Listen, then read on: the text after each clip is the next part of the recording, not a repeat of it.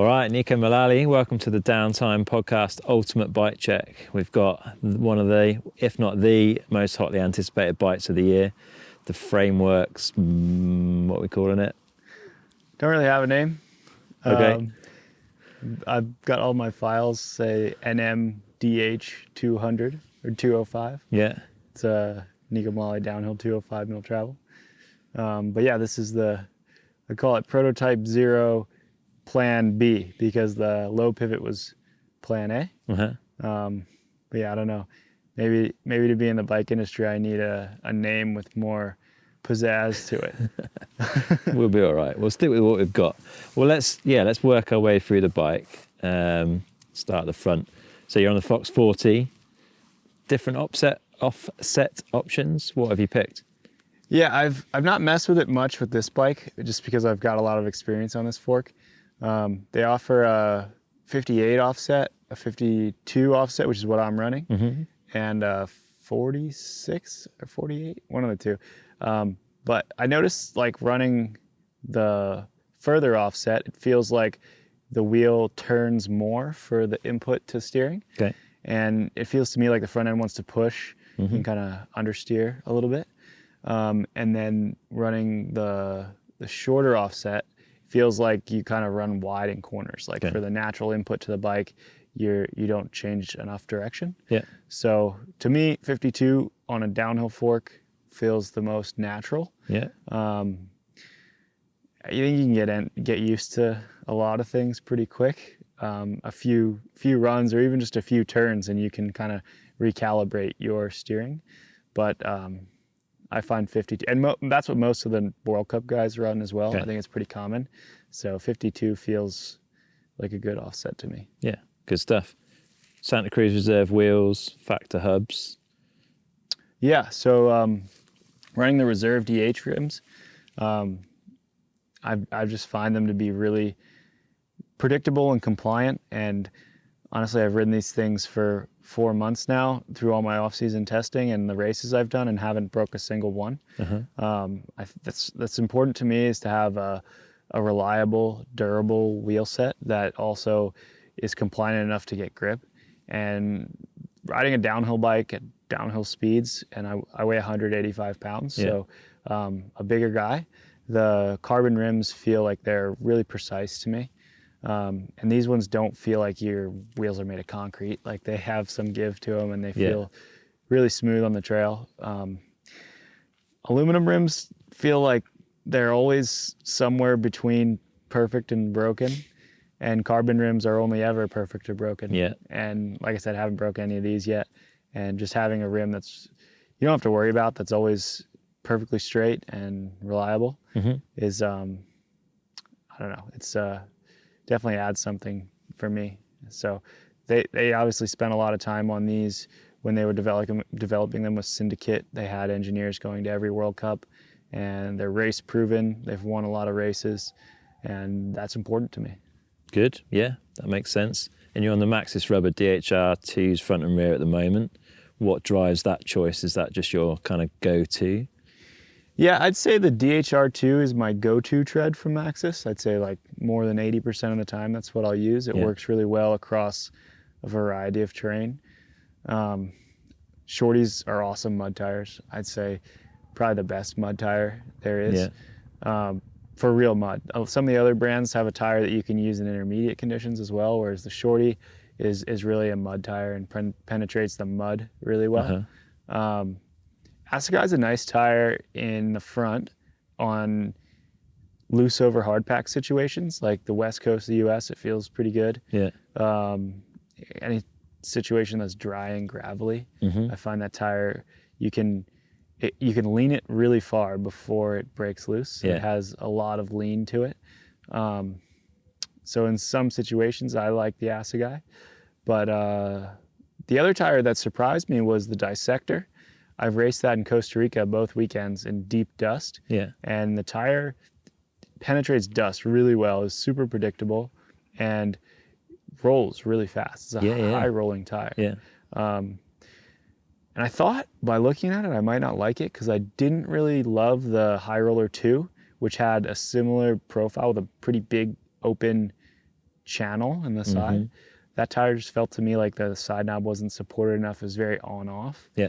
But the dissector really surprised me. It's really predictable, and in deep dust, it works super well. And that's Nice. I mean, it's Troy's signature tire, and he's from Australia, which is a dusty place. Yeah, so he should know it well. makes sense. Yeah. But yeah, I added a couple of those. It was really cool with Maxxis. They came out to test at Windrock with all the downhill treads, Sweet. and I got to ride them all before I put my order in for the year. Yeah. So I could decide like what quantities of which tires I thought I would use, and order appropriately. And I didn't think I was going to really need the dissector, but in the sometimes in Europe in the summer you get one of two ways. It's either extremely muddy or extremely dusty, and in those conditions, like an Andorra dust, I think that tire would work really well. Nice. And I assume it goes without saying that they're DH casing. Yeah, I use DH casing even on my trail bike. I don't really mess with it. I just order all downhill casing, and that tires feel like they're I don't know, they have the support that I'm looking for with the DH casing. Yeah. Any inserts? Yeah, I'm using the FTD inserts, almost always in the rear, and sometimes in the front, depending on the course, depending on more the way that the front tire is being loaded and the amount of accelerations on the course. Yeah. I find that the inserts, the most that they do is damp vibrations. Yeah. Adding weight to the system, but also the type of foam that it is, just kind of absorbs some of those frequencies. Yeah. That I really like, and then also it supports the sidewall more. Where in a situation where I don't want to go up in pressure, but my sidewall is squirming under compressions or in a loaded turn. Yeah. I find adding the insert supports the sidewall more without adding a harsh feel than going up in pressure would. Yeah. So for me, that works pretty well. Nice. So it's more about performance than it is about rim protection. Yeah, and it's funny, I don't think that Flat Tire Defender was the best name that they could have given it, because it does way more than protect against flat tires. Really, the vibration absorption and sidewall support are two really big ones for me. Yeah. But for sure, if you puncture a tire, you can get down with an insert inside of it. So it adds a little bit, I guess, for like a qualifying run or something like that, it gives you a little bit more security there. Yeah, a bit of insurance. So something, I guess, unique for you, you don't have a brake sponsor, so you've been able to do whatever you want. Talk about where you've ended up. Yeah, I'm open on brakes and drivetrain. So I've been able to, I don't know if always the company that makes the complete package has the best in every specific component. Yeah. So yeah, I've tried a few things, and I ended up on Trp Brakes with Shimano Hoses and Oil. And I'm not sponsored by Trp. I bought these brakes. I've got a great relationship with those guys. I've used them for the past probably 5 years when I was racing on Aaron's teams. But these brakes they designed these off of a lot of our feedback asking for more power. And yeah, not being sponsored by them, I can say openly I'm using the Shimano oil and hoses because they don't expand as much. The oil is higher quality. The hose is also the higher quality. It doesn't expand, and I can get a firmer feel out of the lever. Anytime you add leverage to the brake to add power, it makes the whole system feel spongier because you have more pressure in it. Yeah. So going up with that, I mean, it's a small difference adding that stuff, but in racing, and for me anyway, like small differences are big differences. So having a brake that is reliable, powerful, and doesn't have a spongy feel. These are the best I could get. And we messed around a little bit with the 2016 codes, which are kind of raved about in the industry. I was lucky enough to get my hands on a few sets of new ones, but I probably have the last sets of new 2016 codes in existence. So they felt comparable to these, but I didn't want to go with something that I couldn't get more of or had to take off my bike when I was practicing to keep fresh. Whereas these, I bought 10 sets of them and I can buy more if I want to. So for what we're paying to go to a World Cup, putting a set of brakes that I bought at cost on is a small fee for what's going into the race. So having brakes that you can readily get and are something that we have a lot of experience working on. My mechanic Ancho, when he came to Costa Rica, told me that he was the best in the world at bleeding TRP brakes. And I was like, man, he said, I'm not trying to be cocky, but I feel like I'm the best at this. I was like, dude, that's the energy we need. I want the guy that thinks he's the best at bleeding the brakes. And he is, after riding his brakes for a couple weeks. He said he can just be sure with this system that he can get all of the air out of it. Yeah. And they feel like it. They feel super solid and have a ton of power as well. So I've been really happy with them. Nice, no messing. And let's talk a bit about some of the rest of the cockpit. You're on the Spank stem and the Vibracore bar. That bar's 820 mil wide stock, I think. Yeah, I've got it cut to 780, which is, I don't know, it's my preference. Yeah. Not for any other reason than I like it and it feels comfortable. Yeah. The sweep is 8x5, which is also a big preference thing. And to me, it's pretty middle of the road, but I like that bend. Yeah. And this is a 25 mil rise bar. I'm using a 40 mil stem with it. 40 mil stem feels, I don't think that necessarily the offset and the stem are directly affecting each other, but a 40 mil stem for me has a natural steering feel, especially with this size bike and this offset. So I'm comfortable with it, and it's a nice stem length, I think. Yeah. It also running a little bit shorter stem. It's 40. It's not super short, but it's shorter than a lot of companies are using 50s. It gets the steering center further back behind the rear axle, which I think makes the bike feel more stable. Yeah. Some people do it a lot more extreme than this, but I find that this is a good balance, and for me, feels comfortable. Yeah. And you're on the 35 mil diameter rather than the 31.8. Yeah. You try both, or? I didn't. I just went with one. I was using 31.8 Brenthal bars for a while, and I guess in theory,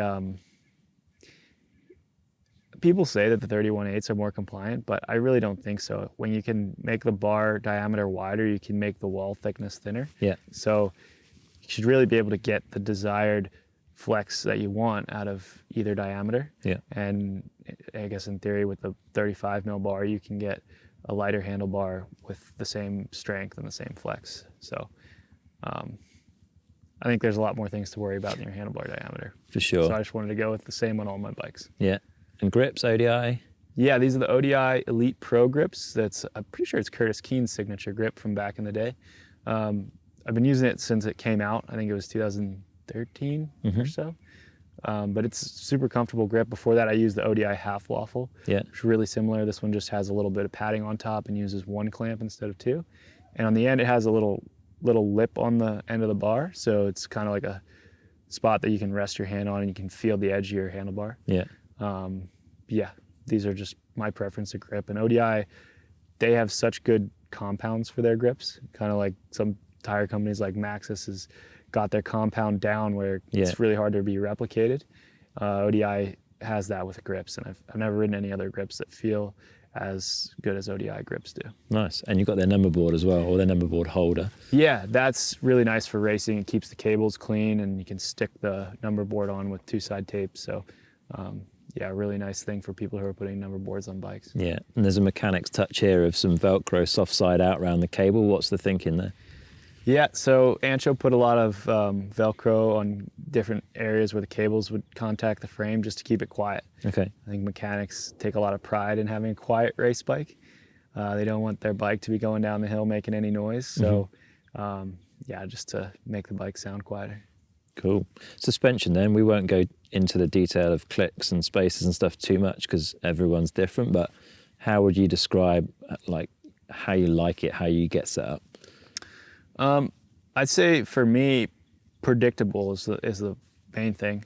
I want the chassis to not move too much. Yeah. I find that a stable chassis feels better the faster you ride it, and a chassis that moves a lot maybe feels good at a slower speed, but the faster you go, the worse it gets. Yeah. So I want a predictable feel. Obviously, to get the support you need, you can't just have the most supple feeling. So if a lot of race bikes, fast race bikes, are going to feel stiff and harsh. Yeah. But I think this one balances it well and has a good predictable feel to it. Riding 25% sag, which I think is a good spot if you have a race bike. So yeah, and don't want to get too deep into the clicker settings just because it's dependent on each person's tune that's in the shock. Yeah. So the tune might be different. Yeah. Depending on the rider. So have you got custom tunes here? I do. I have a tune that Jordy sent over for this shock. That's something that they've been working on. And I've written a few other tunes, and it's not something that's drastically different. Like comparing it back to back with the compression medium tune, which is something that a lot of people ride, it has some subtle differences. Okay. And the tune's basically like the valving, the way that the compression and the rebound circuits work, yeah? Is that fair? Mainly it's the shim stack that's on the main piston that they're going to change, the base valve. So,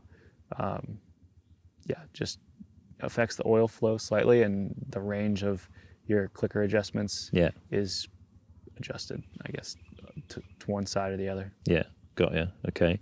Tell us about these fancy looking cranks. Yep, so these are the Ride 5, the 5th axis cranks. They're a company from California that had, I reached out to them because like I said, I don't have a drivetrain sponsor, and just saw they made these cool cranks and wanted to know if they made them in downhill size. And they're 3-piece, so they just had to make a new spindle, and I think they're going to offer it as well for downhill. Oh, sweet. They're really light, really high-end finish. They tested them. They broke a few sets in the test lab just to tell me what the force was, and it was a super high number. So they said, ride them with confidence, and haven't had any issues. I've had this one set for a long time now, over a month, did a couple of races, and have done a ton of testing on it and have had zero problems with it. So high-end US-made cranks, and they're helping me out too. They have a really nice CNC shop. That's why they're called 5th Axis. They've got a bunch of 5-axis machines in there. The owner told me that he's got the Ferrari of CNC machines in there. So I was like, cool, let's put those to use. Can you make me some parts for my frame too? Nice. So he's helping me out by making a couple parts for my next version of my frame that I'll be racing in Lourdes. Making stuff that in the past we were welding in 2 halves welded together to save money, make the part a little bit more efficient to build. Yeah. He's making them out of 1 piece, so that way there's less chance for things to move when they're welding. And awesome that they're able to help me out with that. Yeah, super cool. Yeah. Crank Brothers Mallet DH, that's the go-to, yeah? Yeah, I've been using those for a long time. I love them because they're so easy to clip in and out of. You can clip in forwards, backwards, and use the pins to adjust the kind of the tension, I guess, that you would have in the getting in and out of the cleat. But yeah, super comfortable. Just look at any World Cup rider's bike. They're probably the most used out there, and your favorite rider's probably using Crank Brothers Mallet DH. Yeah, the win record shows, doesn't it? Yeah. Do you play around with the pin height much? Not a ton, really. Like, it depends on if you get a new pair of shoes, sometimes you can run them down a little bit till they break in. But if you change to different shoes, you get a different design of shoe. Yeah. Like we've had a couple different Afton shoes. Sometimes it's good to adjust it, but if you're sticking with the same shoes, it's not, once you get to the spot where you like it, it's not really something I mess with. Oh, good. And you've got this lower chain guide that looks very 3D printed, brand new. Yeah, that's, I was super lucky. My buddy Evan Turpin, he designed this chain guide to work on his bike. If you saw it, it's the Contra bike that just came out, and it's pretty smart. It's a virtual pivot, high pivot bike that has a lot of really cool features that make a lot of sense to me. And it's an outside the box way of thinking. But being a high pivot, he made this lower bash guard with a pulley wheel on it to limit the chain growth on the bottom of the chain line, which makes a big difference for pulling on the clutch. Like, clutch derailleur is pretty stiff, and that has a lot of tension on your bike as it's going through its travel. Yeah, so, it's pulling, the suspension's pulling against the clutch, right? Yeah, it adds tension. Yeah. It adds harshness to your suspension travel. So moving the point that the lower chain line kind of rotates on up, it reduces the amount that your derailleur cage needs to move. Yeah. So it makes a lot of sense. We use the Kogel pulley wheel on it, just like on the derailleur. Make it have less drag, but and wrapping it around the chainring more makes the bike quieter and has, I guess, more contact with your chainring. Yeah. So can you feel the difference riding with and without that, or have you not ridden it without? it definitely made the bike quieter. Okay. And it's hard to say. Moving it's a hugely noticeable difference. I definitely haven't tried back-to-back chain guide testing. Yeah. But when I put it on, I noticed that the bike was super quiet, rode super smooth. And I do think there's a lot of engineering behind the reasons why it would improve the feel of the suspension too, worrying about the lower chain line. Yeah. And then on the upper chain line, you've got these STFU. Yeah, those those are Kvarek's design. Have a ton of experience using them over the years. I bought these for my new bike. They're just the most simple way to keep your bike quiet. You can spend all day taping stuff to your bike. Yeah. But these you can install in about 5 minutes, and they absolutely quiet your bike down. So would recommend them. They work well. Nice. And did we talk about these enormous rotors? I don't think we did. Yeah, that's a big part of the brakes too is I'm using Galfer rotors and pads, which they have a lot of experience with friction surfaces. They do a lot of work in MotoGP. So they add just another small benefit to the bike that to me is a big one. The bite point is really firm and precise. Yeah. So having that hard bite, I mean, you don't have to squeeze so hard when the pads and rotors are working together really well. And these are 246 rotors. They're probably overkill, but I don't notice any downside to them. They for sure add leverage, which adds power to your brake. Yeah. They feel good to me. I don't know if I'll race with them all year. They have some new stuff that I'm going to try when I'm over there in Europe this summer. But so far they've been working great, and like I said, maybe if you're loading your bike on and on a rack or for everyday use, the big rotor might get in the way, but I think it has more clearance than the 203 rotors that we used to use on 26-inch wheels. Yeah. So I've had zero issues with them, and they feel super powerful and reliable. Nice. And I guess it's going to keep the temperatures down, right? Which has got to be a good thing when you're going at World Cup pace. For sure. And a lot of this stuff, it's hard to test until you're 5 minutes into Andorra. Yeah. But it's only going to help in that situation. Yeah. Which of the pads are you using? Because they do a few different ones, right? I use the Pro Compound pad, which isn't as soft as some brands have. Yeah. It's a pretty it's a soft organic pad, but it's not so soft that it wears out over the course of a couple runs. And I've been having great luck with it, and I find that the bite point is really strong and pronounced, and works great with these rotors. Nice one. GX rear Mech, is that a conscious choice, or? Well, I have a couple XO1 derailleurs, but I'm saving them for the World Cup, just kind of a supply. But yeah, it has the Type 3 clutch, so it really works just as well as the XO1 derailleur. But yeah, not having a sponsor, the SRAM drivetrain is just bulletproof, quiet, and reliable. So yeah, just saving the good ones for the race. I think I only have 3 derailleurs, so hopefully get more when they come into stock. But yeah. I think a lot of racers are having the same issues. I guess it's a fairly high risk component, right? Mechs are always getting knocked and broken, so. Yeah, I haven't had much problem with it really. But it's definitely something you want to have a few spares of when you go to a World Cup. Yeah. What do you carry most spares of? What do you get through the most? I don't know. I'd say brake pads be something that we just keep changing a lot. Tires as well.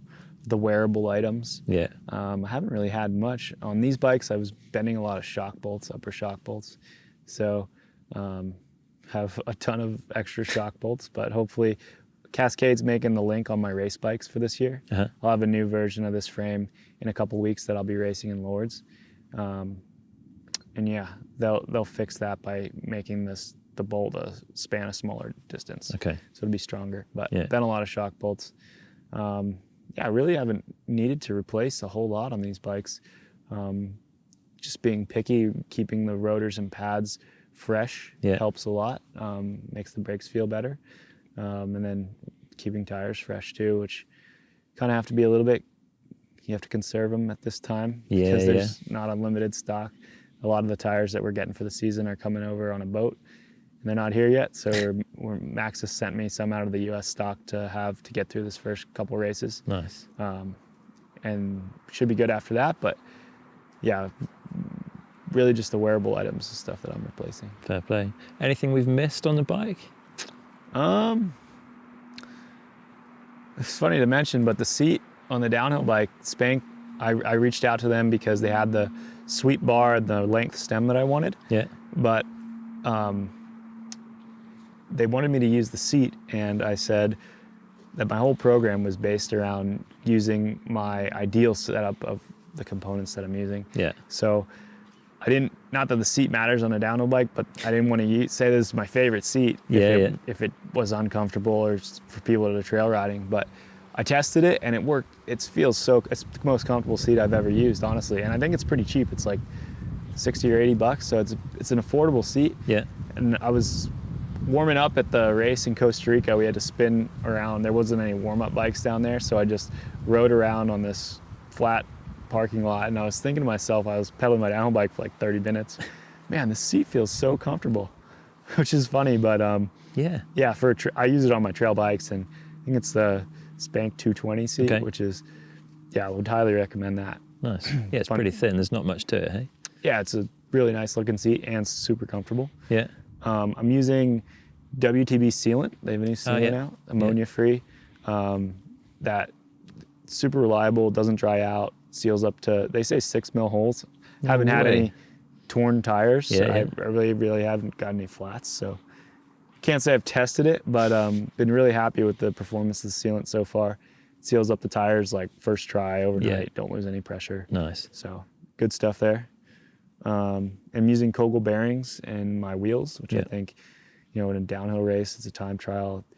Anything you can get. The ceramic bearings definitely make a little bit of a difference. Yeah. But it's, I've said it before, it's like small differences add up with racing. So that's most of it covered. Good stuff, man. Well, yeah, thanks for taking the time to sit down and take us through it. And we look forward to seeing you on the next version in a few weeks. Outlaws, hope it goes well. For sure, yeah. I was stoked to talk a little bit about my components package, because a lot of the focus of this year has been about the frame, which is definitely a big part of it, but I'd say a bigger part is this parts package, and it's something that I've had the opportunity to choose myself, putting this program together. And I think you could put this components package on just about any bike and it would feel really good. So definitely shows my frame in a good light, and I'm stoked to be working with these partners that can provide me with this equipment. So. Good stuff, man. All right. Thanks a lot. All the best for Lords, and we'll be watching. Thank you. Nice Appreciate one. it. Cheers, Neko. Cheers.